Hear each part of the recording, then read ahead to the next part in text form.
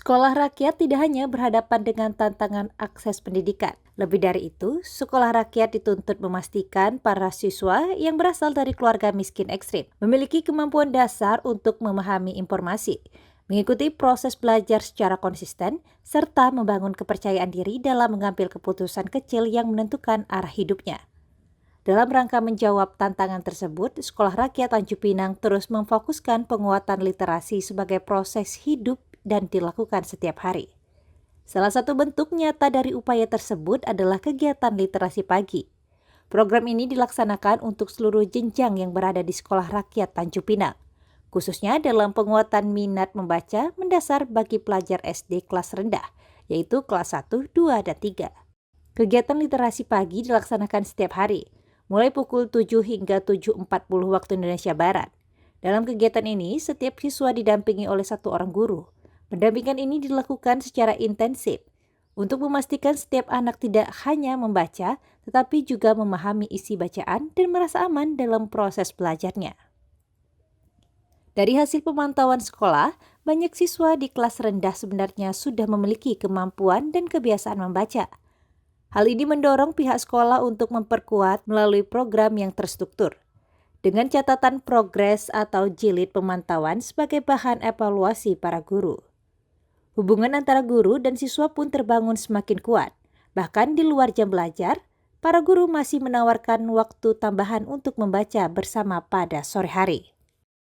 Bagi saya pribadi yang sangat berkesan itu adalah ketika ada seorang anak kelas 3 SD dan dia belum bisa mengenal huruf alfabet, bahkan dari A sampai E aja dia tidak bisa membedakan. Nah, maka itulah yang salah satu faktor pendorong saya sebagai wakil kurikulum untuk menggalakkan program literasi ini. Karena melihat anak-anak kelas 3 SD, menurut saya tidak wajar ketika mereka tidak hafal alfabet atau bahkan tidak bisa membaca pada saat zaman sekarang. Sehingga anak-anak seperti inilah yang harus kita rangkul agar mereka bisa membaca. Pihak sekolah bekerja sama dengan wali asrama untuk menghadirkan kegiatan positif yang tetap mengedepankan semangat dan minat anak. Khusus untuk jenjang SMA, kegiatan co-kurikuler kewirausahaan dilaksanakan oleh para siswa.